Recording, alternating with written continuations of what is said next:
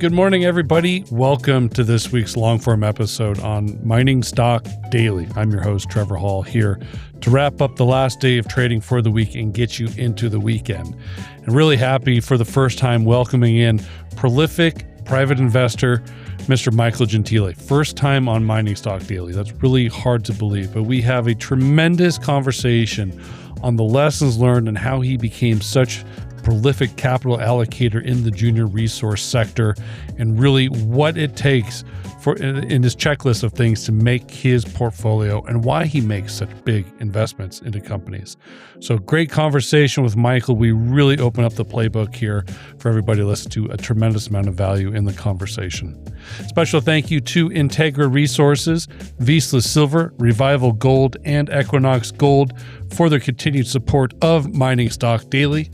One more programming note, if you are interested in the oil markets, Rory Johnston over at the Oil Groundup podcast on Clear Commodity Network did a fantastic conversation with Jeff Curry. You can find that at clearcommodity.net or on the Clear Commodity Network YouTube page. We're also airing that on YouTube as well. So special thank you to Michael for joining me this week. Let's jump into the conversation. Have a wonderful weekend, everybody.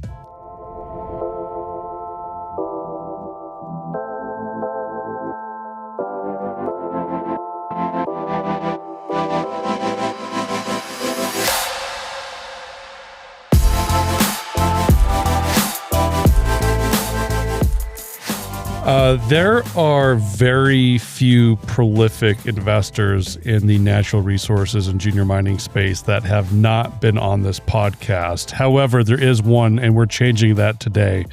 It's a real pleasure after all these years to finally welcome Mr. Michael Gentile onto Mining Stock Daily for his first MSD curtain call. Michael, it's good to have you on. Thanks so much for your time. Great to be here, Trevor. Yeah, how's the summer going? Summer doldrums. Yeah. It's hectic. I got 5 kids, so I'm a full-time summer camp operations manager these days, so getting them all to their activities and back. It gives me a bit of breathing time during the day to do some work, so it's worth it. Well, it's also a pleasant distraction to some of these markets that we're seeing, right? Exactly. It's funny because I was just talking with somebody, another colleague. It's like, we're still sitting at $4,000 gold. However, the sentiment and the mood and some of the charts look like we're still trading about, $1,800 gold. There's such a disconnect right now, right? It's like everybody's thrown in the towel, it seems like. It's weird. I remember I was did a roadshow in Europe in October of last year, and gold was just peaking its head above $4,000 an ounce, and people were high-fiving each other. Just euphoria reigned, and we're higher than we were in October on the gold price, but you wouldn't know it, like you said, by looking by the stock charts. You think we'd be down 50% the gold price from October. We're actually higher than we were in October, but the sentiment couldn't be more different, which to me is a huge opportunity. But we'll get into that truly. Yeah, I very much appreciate those kind of setups as an investor. Ongoing themes of distractions, right? Maybe we're just seeing a distraction out of this sector and into somewhere else. From what I'm seeing, there seems to be some cracks that might change. Michael, I think there's ways I want to kind of progress this conversation since this is the first time you've been on Mining Stock Daily. I mean, and really kind of start driving into how you've become such a respected private investor in this sector, in this niche part of the world.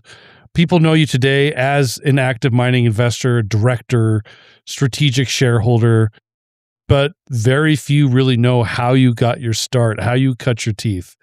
What first attracted you to the resource sector, and what point did you realize investing was probably the best place for you to be? So I'm going to go way, way back. Where most of my entries have not gone. I'm going to go all the way back to 10 years old. So I discovered the stock market as a 10-year-old kid. I was in grade 4 in elementary school, and there's an after-school project where one of our teachers took the time to do special activities with kids that want to learn more, and she did a profile in the stock market, and I thought it was the coolest thing in the world. I loved sports back then as a kid, and then I started reading the sports section, the business section every single day. Bought shares of McDonald's because my dad used to drink McDonald's once in a while. I used to drink Labatt beer, which is an old Canadian beer. I don't think it's make it anymore, but Labatt was something listed back then, so I bought the shares of the beer company. But when I say bought, I mean I looked at them in the newspaper every day, pretending that I owned the shares and watched the stock going up and down back when we had newspapers, even back then too. So I just was fascinated by the stock market. Kept that fascination all the way through high school, in university, That's how I got into commodities. So I was privileged to be invited to a portfolio management program at my university. And they gave $1 million of real money this time to 8 students in university to run a real life portfolio. And we had the director of some of the biggest pension funds in Canada as our board of directors, overseeing the work we were doing, the research analysis we were doing. So it was 1999, 2000. And that was the peak of the dot-com boom. To switch AI for .com for younger viewers or listeners who understand the same euphoria back then. Internet was being birthed, and it was the most exciting thing in the world. So everybody was obsessed with .com internet stocks. Cisco and Nortel were the NVIDIA of the day back then. So I'll just give you a framing. We had 8 portfolio managers in my group. All 7 of 8 desperately wanted to cover the tech sector. Nobody wanted to cover commodities. Back then, oil was $10 a barrel. People thought it was going to go to 5. Maclean's magazine, which is a big Canadian magazine, had articles saying it's the end of oil. So the oil was no longer interesting or useful. And so I said, okay, I'll cover the energy sector. I knew nothing about commodities, but I knew I didn't want to buy .com stocks. My first hero was Warren Buffett as a young investor, deep value guy. And the .coms were just ridiculously expensive, made no profits, trading ridiculous valuations. So I said, hey, here's a sector nobody likes. It generates cash. I'll learn something. Nobody wants to follow it. I'll cover it. Oil didn't go from 10 to 5. It went from 10 to $140 a barrel. So that gave me my first start. So I started covering commodities late 90s, 2000, went to my first institutional money management job. And at my first firm that I worked for, nobody covered oil and gas for like 30 years. The last time they covered oil and gas was during the first Iranian oil embargo in the 70s. So kind of walked into a seat. Oil was starting to move. Nobody cared about the sector of my new firm as well. And so I kind of picked up coverage of that and kind of stumbled into a massive commodity bull market. Lots of lessons learned there. I can unpack that with you a bit later if you want. But I just saw the power of getting into a sector when everybody hated it. And instead of being a bear market, turning positive and having inflecting commodity prices and finding good companies in a rising commodity price environment can create, massive wealth for investors. So that's what kind of drew me into that. I spent 18 years at that firm from the age of 21, 22, all the way to 38. I ended up running at the climax of my career there about $1 billion with my partner, Charles Hager. Ran one of the largest market neutral funds in Canada. Was this generalist investor covering all sectors. As a portfolio manager, you got to cover all the sectors of the market. But in my shop, I was the commodities guy. Main focus on commodities while running a generalist fund, a multi-sector type strategy. So that got me to 2018. In 2018, I was blessed with twin daughters. The beautiful thing before that, I already had 3 kids before that. So I had five beautiful girls under the age of 8 years old staring me in the eyes in October of 2018. Was working 60 hours a week, running $1 billion fund, traveling for work. And I took the very hard decision to walk away from a job I had desired and strived for since I was literally 10 years old because I wanted to be a good dad. I said, if I'm going to fail at one thing, I'd rather fail at my career than fail at being a good father and a parent to my kids. Hard walked away cold turkey from institutional business, sitting at home with 5 beautiful girls in my arms and bored and busy at the same time, wanted to keep my mind active. And I was very, very bullish on gold. I started buying gold in 2015 when gold was $1,100 an ounce. And there was Wall Street Journal articles saying it was a relic and no longer useful in the financial economic system. So I saw that movie Before in Oil in 97. I said, this reminds me a lot of oil and the pessimism around it. So I started buying gold 2015, 16, 17, 18 professionally for my institutional clients back then. I'm sitting at home with 5 girls, some capital I built up over the years, investing money and making money in the financial world. And said, if gold's going to go up a lot, where's the most torque and the most leverage to the gold price? You don't get it buying Barrick and Newmont.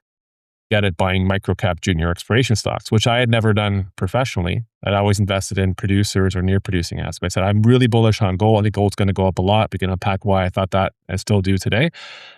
I want maximum torque. So I started buying my own capital, significant positions in sub $30 million, $40 million, $50 million market cap Canadian exploration companies. A lot of them had resources because it was a bear market. You could buy the stuff so cheap back then. And I started writing checks. And so that's how I got basically full-time into junior mining investing in 2018. I thought it was going to be passive investing, like I always did institutionally, find companies that I like, write a check, do the conference calls, keep up on the business and watch the money increase, watch the stock price go up. I quickly realized, Trevor, in junior mining, that being a passive investor with some of these companies is a very dangerous thing to do because a lot of them had good assets good geologists running the companies, but a lot of them had no idea how to raise money, no idea about financial markets, no idea about strategy, value creation. And so I quickly moved from a passive approach to a more active approach where I got involved in that side of the business, which I'm really good at, which is communications, marketing, financing, strategy, and the stock market. And that worked out to be a really powerful combination when you combine good assets, good technical knowledge at the company level, and good financial strategic vision and good financial backing of these companies. That's where I saw a huge opportunity. So one check became two, became three, became today where I'm the largest shareholder, probably of 35 junior mining companies, and heavily involved in almost all of them. And I take a very long-term approach to investing in the juniors, 5, 10 year horizons, bringing a lot of institutional know-how that I built up over 18 years and applying it to what I call the Wild West or the casino mentality of junior resource market, and having a bit of a different approach has been able for me so far to create a tremendous amount of value and have a lot of fun doing it at the same time. So it sounds like you were becoming a contrarian with your capital before you even maybe considered yourself as a contrarian. Because if you felt Yep. like you kind of fell into something because nobody else wanted it, and from that you kind of learned the contrarian way of recognizing themes. Yeah, I mean, my first hero was Warren Buffett. I read a lot of all his books, a lot of work Peter Lynch too. So I've always been a value kind of growth at a reasonable price type of guy. So yeah, the dot-com environment just turned me off. It was just a lot of pump and fantasy versus actual valuation, hard values.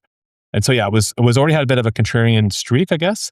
But then seeing that kind of materialize in oil and gas and go from hated to loved and $10 to $140 a barrel. And, if you want to make 30, 40, 50 times your money in a stock, that's the kind of setup you need, right? Which is, maximum pessimism going to optimism and, low commodity price going to high commodity price. That provides tremendous leverage.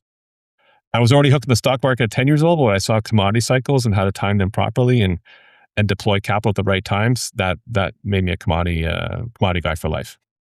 But you cut your teeth in energy, it sounds like, before you fell into the mining and mining equities. You talked about buying gold or seeing what gold represented in, I think you said 2015, and then working in the mining equities 2018. 2018 had a glimpse of a good time. I Yeah. remember, but it was very short lived. Yes. Was it one of those like you felt like a genius when you first started and then was quickly humbled? Yeah, I mean, I think you think, okay, here it's going to go. Like I thought, I've been spot on my view that gold's going to go up a lot, but it took a heck of a lot longer, Trevor, and way longer than I expected for this to materialize. And the equities are still not even fully responding to that. So, my previous experience in the oil and gas cycle was, oil price goes up, equities go up, virtuous cycle of more interest in the sector, fueling higher oil prices and higher equity prices, and that cycle worked.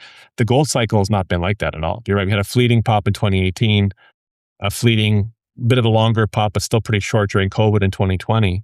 But for much of the last 7 to 9 years, and even before that, it was a bear market before that, for much of my active deployment of capital into the junior resource sector, I'd say it's been either negative to, lukewarm sentiment in the space. For those 7 to 9 years, I've been investing money, which has actually been a blessing because I've been able to deploy a lot of capital and get a lot of bargains, a lot of money into the space without it having to melt up too quickly and too fast. But it has been surprising to me, Trevor, how lagged this cycle has been, and I have some theories on that too. But we can talk about it. But it's been a real delayed reaction, still is today in terms of you said to that. You saw it earlier, $4,000 gold. You told me in 2018 that gold would be $4,000. I'd say the sector would be party on. There'd be tons of investors interested in the sector. Valuations would be great. There'd be people talking about CNBC. It's far from that, right? It's been actually very little interest in the space, despite tremendous fundamental. Yeah, you mentioned Warren Buffett really helping shape your path in markets and his philosophies and how you allocate capital. But you and I both know Warren Buffett was not a mining type of guy. So were there other investors or mentors out there that really shaped your philosophies or how you approach mining equities now that really kind of, you give a lot of credit to giving Sure. you ideas? Yeah, I'd say John Dobson was the founder of the company I worked at called Formula Growth. He was a growth stock investor in the 60s and 70s when growth stock investing wasn't a thing. So he was very much a pioneer in growth stock investing. In the equities in the 60s, Trevor was dividend paying stocks, railroads, almost like an extension of the bond market. Growth stocks was not a concept back then. So one of my first eye-opening moments was, he was an older guy, didn't use a computer, had all his stocks by hand on handwritten kind of spreadsheets of like portfolio sheets that he owned of stocks. And he asked me to put his portfolio onto digital format. And so I pulled up the portfolio and I think I saw it was Costco. Costco was maybe a $60 stock at the time. And I saw in his handwriting that his cost basis was 19 cents. And I said, wow, this has got to be a typo. You mean you bought it at $19? He's like, no. He's like, I bought Costco when they had 3 stores in Atlanta. And he held it for 30 to 40 years. And it was like a thousands bagger of return on it. And he had Home Depot where they had like 5 stores. And he had tons of failures, because in the growth stock investing is very similar to junior mining investing, right? That the Costco and the Home Depots pays for the 80 other concepts that you buy that open 3 stores and go bankrupt very quickly after. But that always struck with me is that, and he had created a lot of wealth, very generous individual, gave a lot of his money to charity, just a really great man. But I realized the power of multi-bag returns, like not looking to make 20, 30% on a stock, but making 20, 30, 40, 50 times your money and holding on to those winners and letting them really pay for generational type returns in your portfolio. So coming into the junior mining space, I always had a value bias from the Buffett work that I did early on, but then seeing the power of growth. A lot of value investors try to buy a company that's trading at a book value of $10, where they have $10 a share in cash, and they're trading at $8.50 a share, and they go, I'm going to make 15% because their cash is bigger than the market cap, but you're never going to make 10 times your money on that stock. So I tried to combine the discipline of Warren Buffett. I know he never buy a junior mining stock, but the discipline on valuation, on margin of safety, of buffer, both using commodity prices and valuation of the equities. So if I'm wrong, I won't lose too much, with the idea of trying to make 50 times my money with my first mentor, John Dobson. That's sort of how I've created that. While people call me in the speculative sector, I'm operating in the junior mining space, trying to take as much risk out as I can, being disciplined like a Warren Buffett, but shooting for those big growth stock winners like a John Dobson or some of the prolific growth investors you've seen over the years. Yeah. How do you go about putting a valuation number on, say, a pre-resource exploration company here, Michael? That's more of an art than it is a science. And we could get 3 or 4 people around a table and all probably come up with different sort of answers and inputs. But you obviously put a premium on jurisdiction, you put some premium on management, but how do you quantify all those things? How do you do your valuation on early companies? Let me take one step back. And so how do I attack the sector? So I have an institutional mindset, institutional background running $1 billion of assets. So what I try to do, so when I'm at the junior resource sector, I don't want to be a speculator chasing news flow, chasing catalysts. Is the stock going to go up this week or not? I also invested in mines for 15, I say mines, producing oil assets. I own gold shares in the past as well, in 03, 05, 08, different parts of the cycle. I view myself as a commodity investor. If you analyze an oil stock, you analyze a mining stock. It's very similar type of analysis that goes into the equation. So what I try to say is, okay, well, to me, what are the attributes of a producing mine? I've said before publicly that to me, there's 2 values on a junior resource stock, Trevor. It's $0 per ounce or a heck of a lot more where it's trading today. And what do I mean by that is when I invest in a company, I'm taking a venture capital private equity approach. I'm trying to find sub $50 million Canadian market cap companies that have discoveries, resources, something's emerging there that I believe has potential to be a mine. That is my one criteria. And if you find a resource or a discovery that ends up being a mine, it's going to get taken out at probably $100, $200, $400, $500 an ounce at some point in the future when a major mining company agrees with you. And so that's why I say mining companies have 2 values. If I focus 0% of my time on stories for whatever reason I believe don't have potential to become a mine. And there's many, many reasons why things don't become mines. Most assets do not become mines. And I'm trying to invest all my energy in a list of 35 companies that I think have a shot to become a mine. And like the Costco and the Home Depot for my first mentor, if I find 5 or 6 out of 35 of those companies that go from a micro cap stock to a producing asset or an acquirable asset one day, they're going to make me 20, 30, 50 times my money. And that is literally my criteria when I write my first check. I'm buying a $25 million market cap Canadian. I have to believe that over the next 5 to 10 years, it has potential to be a $500 million to $1 billion market cap to reach my 25 to 50x off my first check. That's how I screen opportunities. I'm not saying this market cap is 180 and we're worth 250 or 300. I'm saying, can this project go all the way from discovery to production? Can it be a producing asset? Can it be a desirable asset? Also because I buy 5, 10, 20% of the company when I write my first check. So I can't trade in and out of stocks either. So I don't really care that the market's bad this week or had a bit of soft patch since February. I'm looking over a 5, 10-year horizon. Is the company progressing, hitting its milestones, well-funded, good share structure, limiting dilution along the way to hit that longer-term goal of an exit, either a sale or producing asset status at some point in the future. So that is my criteria, and it gives me a different lens, different approach, but it's helped me very well kind of filter opportunities and stay focused. Hey, stay right there. We'll be right back after a very short break. In mining, the difference between a good project and a great investment often comes down to one thing: visibility. Terra Hutton is a Sweden-based mining investor platform built to make the invisible investable. Even the strongest project can be overlooked. Geology is inherently complex and data-heavy, and when it's reduced to raw numbers like drill results and technical reports, investors can miss the story, and companies can miss out on investments. Terra Hutton brings mining projects into the digital spotlight, combining data, narrative, and context in one place, so investors can see not just what a project is, but why it matters. Whether you're evaluating early-stage exploration or more advanced development assets, Terra Hutton helps turn complexity into clarity and information into insight. The kind of transparency that builds loyalty over time. Visit terrahutton.io to learn more. Hi, I'm Rory Johnston, host of the Oil Groundup podcast. I'm also the founder of Commodity Context and have been an oil market analyst for more than a decade. What I love about the oil industry is that it is both unquestionably essential to our modern life, and the supply, demand, and pricing of this indispensable product is driven by an ever-changing cornucopia of geological, geopolitical, and technological developments. Listen as I speak with experts across the industry to explore everything you've always wanted to know about what's moving the market for black gold.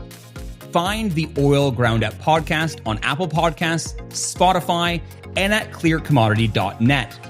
Brought to you by the Clear Commodity Network, digital news on the physical markets. I think you just did a great job of explaining your own reputation in this sector as somebody who does take meaningful positions, long-term horizon, and, early stage or, small micro cap type of companies. I mean, there's a number of times where a news release will come out from these companies and your name is on there as a strategic investor, and that's the news. And I'll be honest with you, Michael, there's times it's like, yeah, great. Like I see it. Like that's great to have Michael's stamp of approval. There's other times where I see your name on there. And it's like, well, I have no idea that that's going to work out for him, because that's just the nature, the subjectivity of this game, But so you're talking a little bit more. Obviously there's a quality aspect within your portfolio, but also the quantity aspect plays an important role as well. But what are those characteristics that you need that tells you that the company has the potential to become that major winner? Like, is there certain parts about a project or a company that has to be approved? So there's two groups of characters I look for, Trevor, and obviously we could take way more of the time we have today to go through in detail on each of those things. But in general, there's two different themes that I look at. There's things that you cannot change and things that you can change. And the things that you cannot change is Mother Nature. It's geology, right? You can't change the endowment that's going to be there one day. Obviously, you drill it out more, you find more, you learn more about it. But it's the scale, it's the grade, and it's the location and infrastructure that's present there. So when I walk into an asset, because I invest in producing assets my whole career, I'm kind of trying to reverse engineer, how many ounces do we need? What kind of grade do we need? How much capital do we need to put in to get this asset off the ground? And is it in a jurisdiction that's amenable to mining? Do you have a major social license issue where the community is vastly against mining? Or do you have a government that's a little bit toxic to mining right now, either taxation-wise or permitting-wise, et cetera? So those are the broad strokes. Do you have what it takes to be a mine? And obviously the more, one I think investors don't look at enough that I really look at is infrastructure. Because a lot of investors just ask, how many ounces? What's the price per ounce? Kind of like what you started with, right? What's the right valuation for this company? If you find 2 million ounces in, Siberia or northern Ontario or northern Quebec, where your nearest road is 500 miles away, power is 500 miles away. There's no towns, there's nothing. You got to helicopter everything in. 2 million ounces is never going to be enough. You got to find 15 to 20 million ounces probably there to justify the $2 billion of roads, power, infrastructure, ports, whatever you have to put in to get that material out of the ground. If you find 2 million ounces in the BTB in Quebec or Ontario or in Nevada somewhere off a highway with a processing mill 20 kilometers away from your deposit, you could find 500,000 ounces and still have a viable cash flowing asset, especially if the grade is better than what's around the deposit. So contextualizing where you are and what you need as an economic hurdle. Most junior mining investors in a $40 million cap, all they care about is what's the next drill result going to look like? What are you spending on marketing and promotion? What's your catalyst? What are you presenting here? What's news you're going to have? What excitement do you have for me? Get the stock going. I don't care about any of that stuff. I'm like, what do you have? What's your endowment? And what's the economic threshold? What do we need to find in this zip code to make it a mine? And what do we need to find to make it better than stuff around us, to make the major mining companies want to buy you sooner versus the asset down the road? What I focus on. And the other side of things are things that you can change, which is management. So you might have the right asset with the wrong people running it. Cap table, you're undercapitalized. You have a lot of fast money, warrant clippers, short-term shareholders, no stable, long-term capital in your cap table. Your marketing, your communication, how are you presenting the story? Who are you talking to, right? Those are things that, again, they're heavy lifts to change, but you can change those. You can't change the fact that your deposit's too small, the grade is too low, and you have no infrastructure. So I really focus in on the asset. But ideally, where I'm at now, I learned the hard way, is if you find a really good asset and the management is not really good, it's either going to take a lot of you physically, emotionally out of you to make those changes to the company. I'd much rather find the right asset with the right people at the right valuation so you can hit the ground running on day one. But sometimes you've got to do the heavy lift and do some surgery on the things that you can change, which is the management and the cap table on the board. Yeah. So actually, this goes back, and I had written this down a few minutes ago because I wanted to follow up on you. So with you on this quote that you said, and I think it's a great connection here. But you said passive investing in this sector really doesn't work, and you take meaningful positions so you have a say at the table, so you can make changes if you feel necessary to move projects into the next stage of development. But for most people, that's certainly just not the case, Michael, right? Like a lot of us see passive, we may be trading here and there, buying the dips, selling the rips if we are smart enough to do that type of thing. But it's not like we own enough shares to have any say of what's the company should be doing or what the board should maybe consider. We leave that to the CEO, CA chat boards or whatever. Like we have passive conversations that way than we do meaningful dialogue in the boardroom. And is that, I guess, and I don't know exactly the right question, but because everybody can't do that, like, is it just a fool's errand to even play this game as like a small time passive investor? I mean, you don't have hardly any say. You could have disagreements or ideas, but like, is it really getting up to management or to board members to actually make any sort of a difference? Does that make sense? So I often get the question is, how do I evaluate management? Which is sort of what you're asking. And same way asking, can you win as a passive investor? I always, make this analogy that I've done probably 10,000 or more one-on-one meetings with companies in all sectors, mainly commodities in my career, right? Every single time, all 10,000 meetings, the management always says, we've got a terrific management team, we've got a terrific board. I've never seen a management team come to me and say, our board sucks, our management team is bad, right? So if they're all good, how do you know who's really good and who's not so good, right? And so one criteria that I use is, so why am I so engaged? Why am I so sticky? Why am I so proactive in doing everything I can to help the companies I'm invested in succeed? Is because I own 5 to 20% of the company, typically, right? So I am heavily aligned with those passive shareholders that are listening to you on this podcast, and I want more of them in the space. We need more mining investors. It's a great opportunity, and we want more people in the sector. So what I say is, management tells you they're great. My next question is, how many shares does this amazing management team and amazing board own? Because you can have some of the best names on the board, you can have a really good management team, but human nature being what it is, if they don't have a lot of equity invested in the business, And the question's always relative, Trevor. If I have a CEO that has $1 million net worth to his name, but he's got $750,000 of that invested in the junior mining company with actual checks that he wrote, cash checks, not free shares or penny shares, we get to that later too, but actual invested of his personal net worth, then when things go bad like they did in 2015 or 2019 or 2021, 2022, and they're facing massively dilutive situations, they're much more likely to cut G&A, pare back on expenses, go after quality capital, do whatever they can to preserve their net worth, versus a renter or an owner who owns no shares in the company is more interested to make sure they can cover their cash G&A that quarter to pay a salary, issue themselves some more stock options, and dilute shareholders to go drill a Hail Mary type hole to see if they can hit something to save the day. So thinking like an owner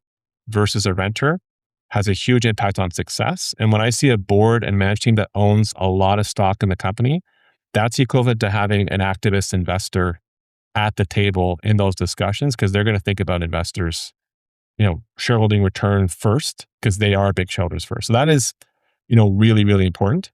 I think, Trevor, we have a problem in this business and the industry in general. There's not enough long-term capital. These are long-term assets. When you buy a junior mining company at $50 million cap that makes a discovery or has a resource or a PEA stage, you're 5 to 10 years away from that asset being a mine or an acquirable mine. The problem is we have the majority of capital in the space has a duration of 2 to 3 months, and these assets have 5 to 10 year long value creation pathways. So we need more patient, long-term, ownership-minded capital in the business to match the duration of these stories. And I think that's also why I'm successful, because I bring not only me, patient capital myself, but I am also very careful who I get to bed with. So I have a bunch of other investors that co-invest with me that have the same duration that I do. I don't want to be investing for 5 years and all the other capital in the cap table is there for 3 months. That's going to cause a constant churn and friction. So ownership, long-term mentality, patient long-term capital. You don't have to have a say as a retail investor, but you have to have confidence in the people around the table that they are speaking on your behalf or that their interests are aligned with yours. If you find those type of situations, you can be a passive junior mining investor and do terrifically well. And final point I'll say is success tends to repeat in this business. You have people that are serial successes and some are serial failures. And it's not out of ego. It's just they do the right things. They treat shareholders right. They build companies in the right way. They know how to maximize value. They know when to buy, when to sell, when to issue equity, when not to, when to cut costs. But oftentimes you look under the hood, they're thinking like owners and they have significant equity stakes in the business. Out of, every successful investor has a few plays, investments they're particularly proud of. Which investment, in your history taught you the most? Not necessarily made you the most money, but validated your investment process?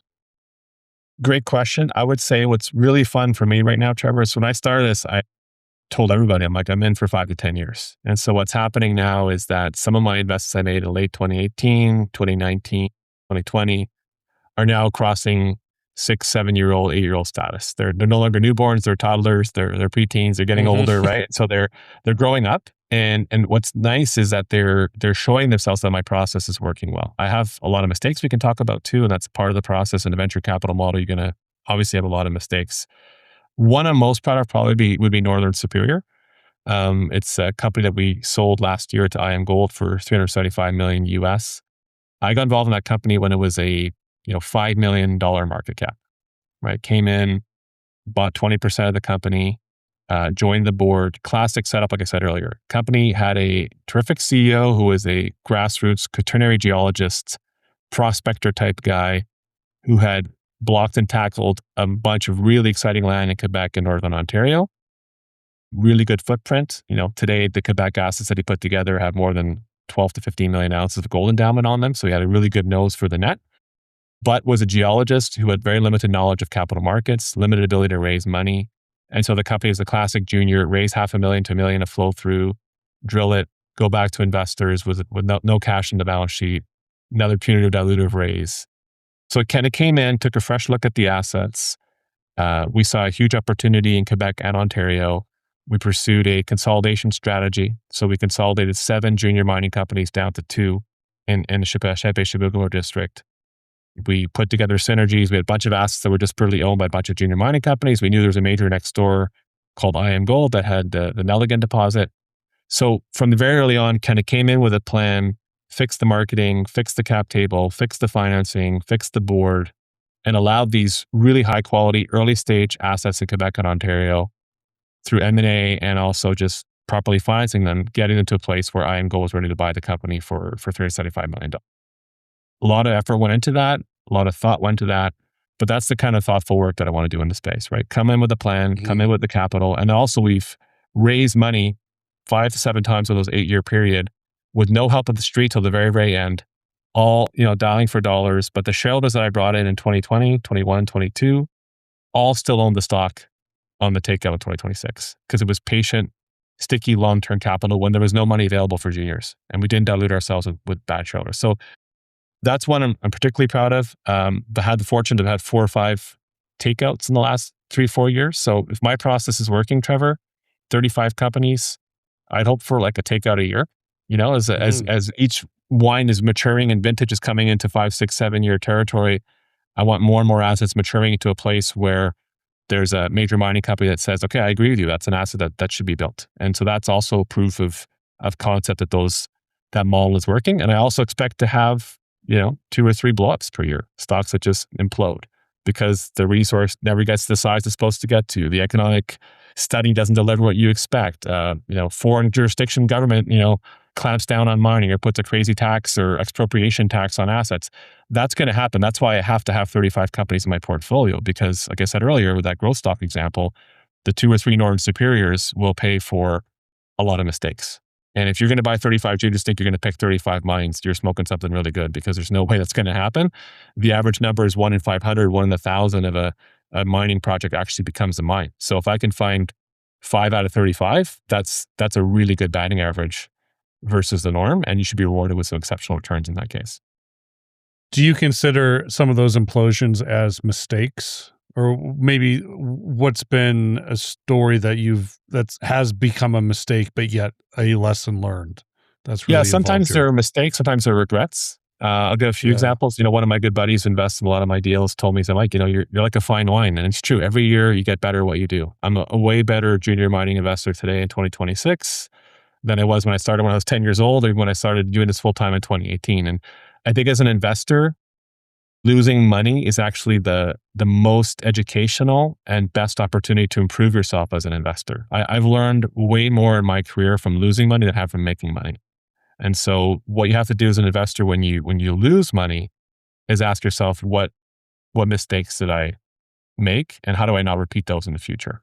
So I mentioned earlier when I first started, very much focused on what I can't change, the geology, the asset, this jurisdiction, the location. I underemphasized, management in terms of their ability to convert that geological opportunity into a profitable business for shareholders. So earlier on, I made some mistakes in evaluation of management teams and boards that led to value destruction. The regrets, I would say, would be, sometimes geopolitically, also learn jurisdiction, be a bit careful. Like there's one company, Lucky Minerals in Ecuador that I invested in. They had a 50-meter wide trench with 5 grams gold in it. And they were, bear market, really excited, bought 20% of the company. When you have a trench that wide and that prolific in gold, drilling a hole through it should be relatively easy to hit a pretty good mineralized intersection. Some political unrest happened in Ecuador.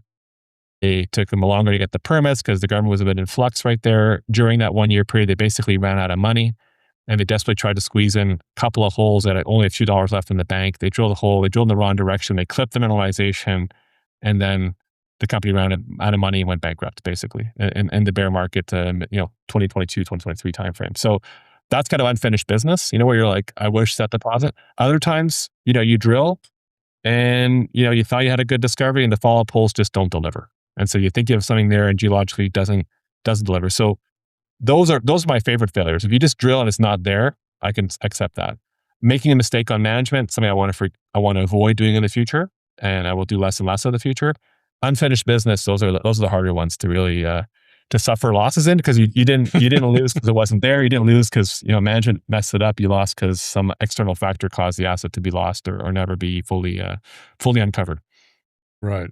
Man, there's so many of those stories around. I had an interview with Awale Resources this morning. I think Cote d'Ivoire was like, you couldn't go there Yeah. 15, 20 years ago, right? Nobody wanted to go there. Now it's probably the best jurisdiction for gold mine exploration and development. And if not just Western Africa, the entire continent, I'd Yeah. almost argue right now. So These things swing, they swing back and forth, right? Argentina 10 years ago was a 4-letter word, and now people are rushing in. And so these pendulums swing. And back to my contrarian attitude is sometimes, when it's really, really negative and nobody wants to go in there. If you went to Cote d'Ivoire 10 years ago, you're probably buying stuff for a penny on the dollar, right? So you can these things swing back and forth. But yeah, you got to be aware of, in my 5 to 10 year horizon, I'm looking at commodity prices.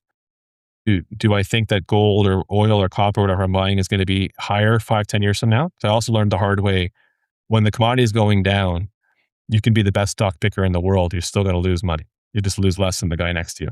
And so when I make my investments 5 to 10 years, do I believe gold or whatever I'm buying is going to be higher 5, 10 years from now? If I answer no to that question, then my checkbook closes. I'm not deploying new capital, because I want to make sure that within that cycle that I've got the wind at my back, not on my face, as much as I can predict commodity prices. And then you also want to say, where are we in the geopolitical or jurisdictional cycle of the next 5, 10 years? Is Argentina or Cote d'Ivoire or wherever you are going to be a good jurisdiction, or is there a risk of it swinging negatively back at you? Because that also can stunt your project and limit your ability to monetize. If you pick the right asset, you also get stunted by jurisdictional risk. So those are two things I look at very, very carefully beyond the assets and the management I talked about earlier. Well, I think that's a good leeway into, let's talk about cycles and today's cycle where we're at. Listen, if you can't stomach a 50% drawdown in a bull market and still realize we're in a bull market, that maybe this commodity sector, specifically junior mining, isn't for you. That takes a lot of guts, and you got to really stomach it. But that's where we are. $4,000 gold, and charts look terrible. Maybe give your thoughts. We're speaking here mid-July, mid-year, summer doldrums. Everybody's at the beach here, summer vacation. Where are we at in this market here after last year's huge run-up to the end of January? Yeah, it's a great question. I think one of the gifts and blessings I have too of being a 5 to 10 year investor is I get less caught up in the month-to-month, week-to-week noise of markets. It's very easy to get that emotional roller coaster of feeding on negativity. What I always ask myself when you have a pullback, Trevor, is my macro thesis intact? Is my view in the long, why is gold pulling down, and is anything changed that would alter my long-term bullish thesis? And so I got involved in gold in 2018. I forget the amount of debt the U.S. had a lot of time, but I remember Barack Obama took office in 2008. They had $8 trillion of debt. Today we're approaching $40 trillion of debt. It might have been $25 trillion of debt in 2018. I'm just guessing a number. I don't remember what it exactly was. But we've had this steady and accelerating deficits, steady accelerating debt creation in the U.S. that is fueling a debate. So I'm sure a lot of your guests have talked about that, so I won't bore your audience with it. But my macro view is more intact than ever, right? In terms of, why is gold going down? Well, some people are saying gold's going down because interest rates went up, which I think is a completely false rationale. If you look at the debt today, there's $40 trillion US of debt. Interest rates on the 10-year and the 30-year bond are now approaching 5%. If you do the math on that, very simple math, I like simple math, 5% times 40 trillion is $2 trillion a year interest expense. Last year, 2025, September 2025, the US spent $860 billion on interest. So current market rates, and that's because they financed during COVID at 0% and 1% and 2%. So all these bears that are saying gold's going to go down, so interest rates are going to go up, if they do the math and see how the US can actually afford the interest on their debt, they're running about a $2 trillion a year deficit right now, and that includes $860 million of interest at old numbers. If you refinance that at 5%, it's $2 trillion. You're pushing $3 trillion a year of deficits, $5 trillion of revenues, $8 trillion a year expenditures. You're going to be tacking on $3 trillion a year to your debt. So that's one reason I think that's completely illogical. Worse, the chairman of the Fed can say whatever he wants about wanting to be hawkish, wanting a strong US dollar, not wanting to see inflation very, very high. The hard facts is the US is insolvent and will be increasingly insolvent at higher interest rates than today. So there only is really one path, which is run inflation really hot and keep rates where they are, or if inflation stays where it is, lower rates to allow the US government to float itself and pay out. Or the third track was massively cut expenditures, Say what you want about Elon Musk. They created Doge. We're going to have massive efficiencies in the US government. I think he's one of the smartest guys in the world, sending spaceships to the moon and electric vehicles. The guy spent 3 months and said, I did what I could, but I'm going to go back to sending spaceships to the moon and become a trillionaire instead because it's too hard a job, right? So I think there's only one path forward, which is monetary debasement and inflation and paying our way out through devaluing the currency. And that is a long-term mega trend that you have. So why is gold down?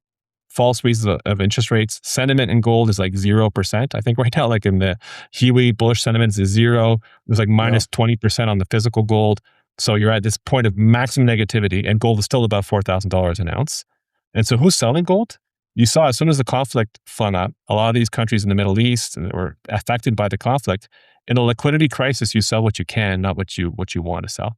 And so gold was a place where a lot of these countries that had no access to oil, selling their currencies under siege, would sell gold. Russia, some of the BRIC countries, I'm sure, were selling gold during that time to fund their immediate cash needs. So you had a liquidity drawdown at the same time as investors, the financial speculators, ran for the exits.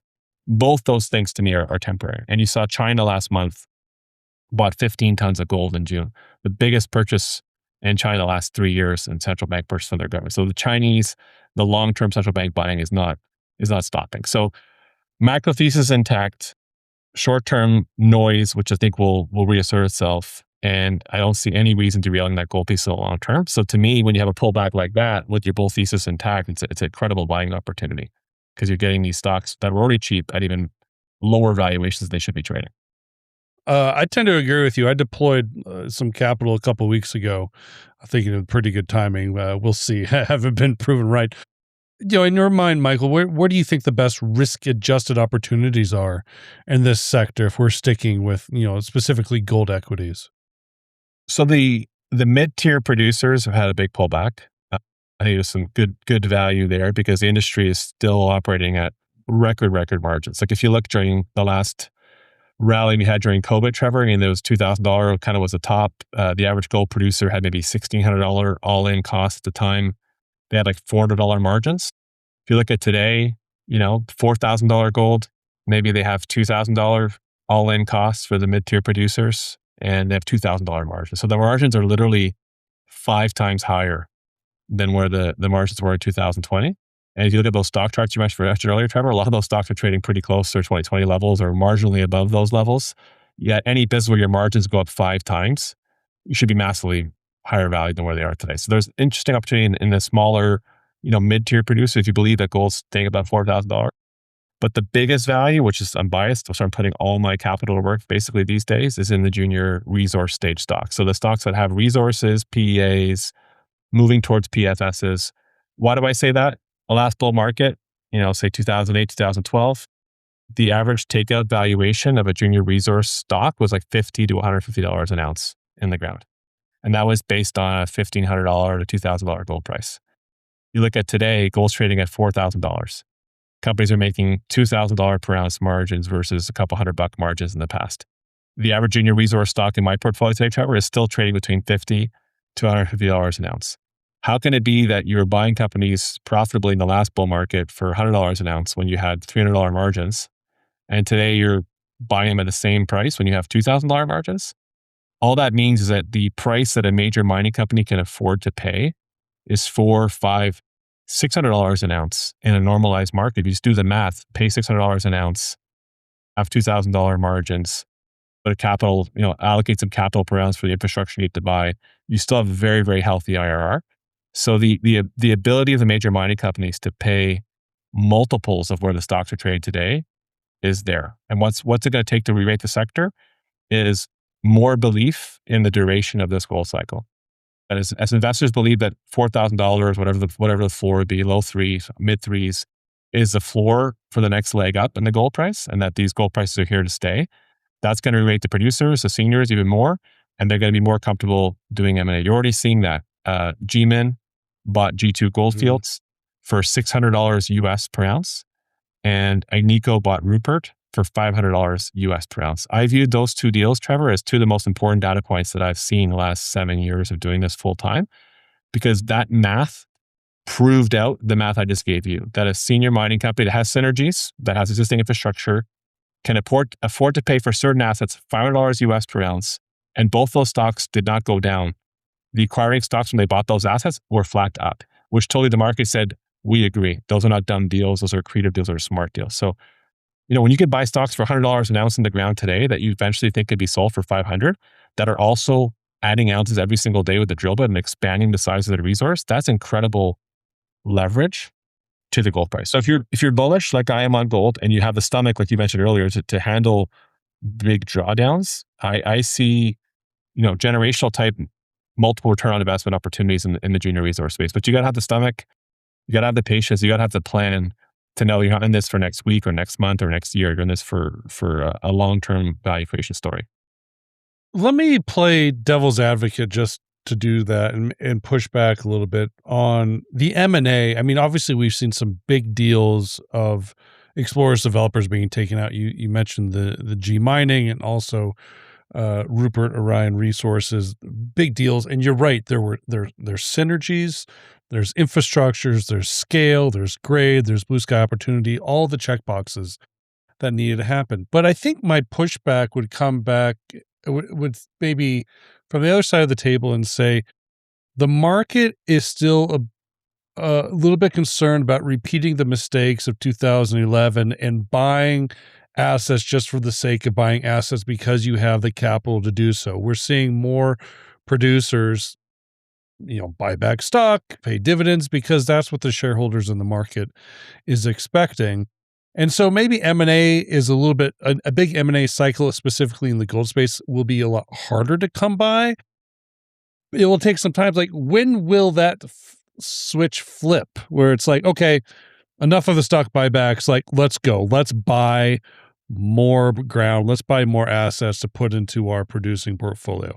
When does that happen? What might be the catalyst for that to happen? It's a good point. There's 2 points on that question. So the first one is the nature of the business makes M&A essential for most senior mining companies. And the reason is most companies have 8 to 10 years of reserves on the books since the last bear market, which started in 2013, let's say. So today it's 13 years. Most of those major mining companies have spent very, very little on exploration and very, very little on developing new assets and moving new assets through the pipeline. So as time goes by, you are a depleting business. If you do not buy something as a major mining company, you got to build something, explore for it, or drill for it over time. So there's a natural impulse that happens to keep these companies survive. You're producing 5 million ounces a year today. You've got to find or buy or replace 5 million ounces every single year. For 10 years, it's 50 million ounces. So there's this pressure on these companies to replace their resources and reserves, or they will basically go out of business. So there's a natural impulse. Then there's the other impulse you talked about, Trevor, which is the market impulse, which was since the last bear market, from 2015, I would say, till 2022 almost, it was basically survival mode because the companies had a lot of debt, low margins. Barrick almost went bankrupt, Valley almost went bankrupt, Freeport almost went bankrupt. So they were just basically paring back assets, cutting costs, trying to reduce their debt, reduce their OPEX to basically generate some cash to finance the debt that they have on the balance sheet. You fast forward to today, I've never seen this in my career, Trevor. Most major mining companies have net cash balance sheets, are generating copious amounts of free cash flow, are returning 30 to 50% or more of that free cash flow every year in terms of buybacks and dividends on their balance sheets, and still are piling cash on the balance sheet. So up until this little malaise we've had here in the spring, kind of into the summer here of the pullback in the gold price, for the first time, because I do a lot of large cap meetings, I have an institutional firm called Bastion Asset Managers. So I also follow the large cap names still very closely. All those meetings are pivoting towards, okay, you're giving us a dividend, you're giving us a buyback, you're paid off all your debt, you're sitting on tons of cash. How are you going to grow? And for the first time, you're having those kind of conversations with institutional investors about what's your growth strategy, because the margins are good, the outlook looks good.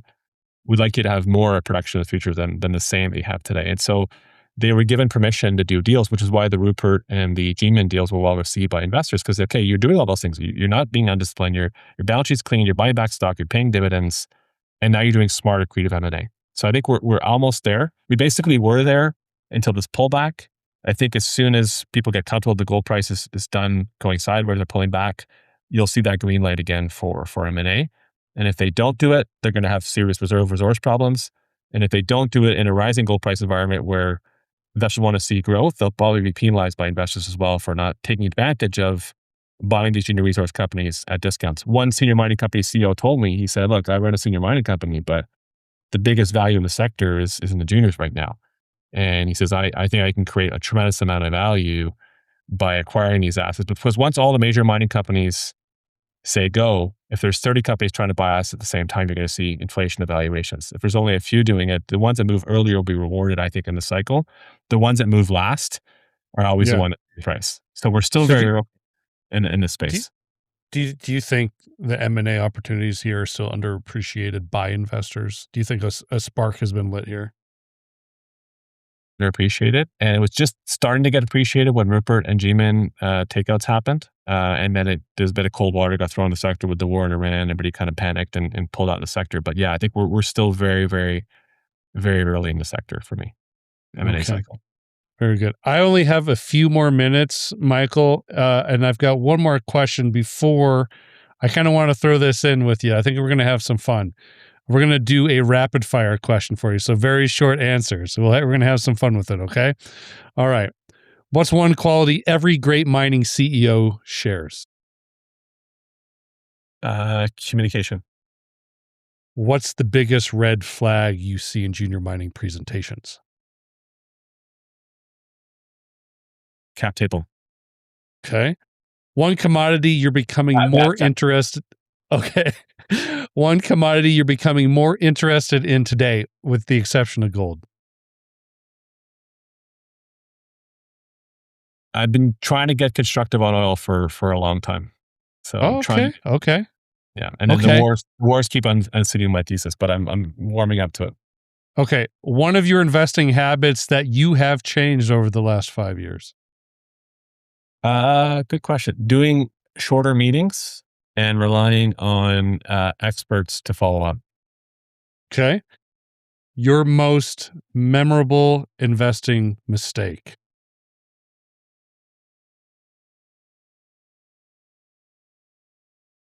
I had a lot of them. I think really early on in my career, I got associated with a couple of frauds, actually outside of the mining sector, where I didn't do the proper due diligence on the financials, and I didn't have the expert network that I have today to keep me out of trouble. So a big part of what keeps me out of trouble now in the mining space, Trevor, if I don't know the management team, or I don't know somebody that's very, very close to me that knows the management team intimately, I will not invest in the company. So the same, it's more a character check, integrity check, and just a sanity check. So, good people work with good people, people with integrity work with people with integrity. So if I can't make that connection, I will not invest in it. My most memorable mistakes have been really getting so wrapped up in the story and the blue sky opportunity and ignoring some of the obvious red flags now that are obvious to me, but not as a younger investor would have been less obvious to me. Okay. All right. And then my final question. We're done with the rapid fire. Great job. We'll ring the bell on that one. But really, let's to wrap things up. Michael, if you and I touch base again in, say, 2 years, what do you think will really define your success? Something you can hang your hat on? Will it be, building the next great company, helping existing portfolios, your companies within your portfolio create value, or just simply staying disciplined? Like, what's something you'd be very proud of? I'd be very proud of the process that I've applied to junior mining investing continues to prove itself out to be a great way to create value for investors in the sector. And the reason is that, like I said before, Trevor, when I first got in the space, I'm a contrarian. I love fishing in ponds where there's no fishermen and lots of fish. I think I've developed that approach. It has its failures and has its weaknesses. Applying approach for investors who are patient and thoughtful to create real value in the junior mining space. I would never hang my hat on one success or one stock. To me, it's a process. It's a systematic way to allocate capital in a very potentially profitable sector that's fraught with risk as well.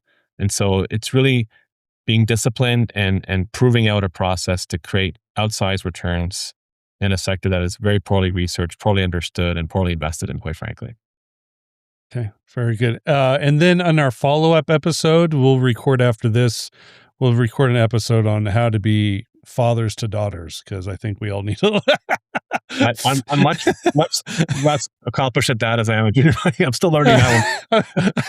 I mean, I only have one daughter, and I think sometimes I need all the help in the world. But for somebody who's got 5, I think you could teach me a few things. I could try.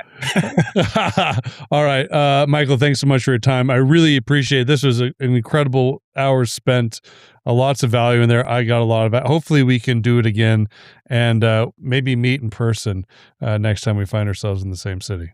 That'd be terrific. And just one more thing, Trevor, if any of your viewers would like to follow what I'm doing, I don't have a podcast and YouTube or not much social media presence, but I do have a weekly newsletter that I put out. It's absolutely free. It's called SaturdayMorningMining.com. So if you go to the website, SaturdayMorningMining.com, again, it's not investment advice, but what I do is I link up any interviews I did, just like this one with you, and I talk about any news that happened to happen that week in my portfolio companies, and I also share some macro thoughts on precious metals and the sector and valuations in general. So SaturdayMorningMining.com, if you're interested in following me, it's the best place to do it. All right. Very good. All right. Michael, thanks so much. Have a great rest of your week. Thanks, Trevor. The information presented should not be considered investment advice. Mining Stock Daily and its affiliates are not responsible for any loss arising from any investment decision in connection with the material presented herein. Please do your own research or speak with a licensed financial representative before making any investment decisions.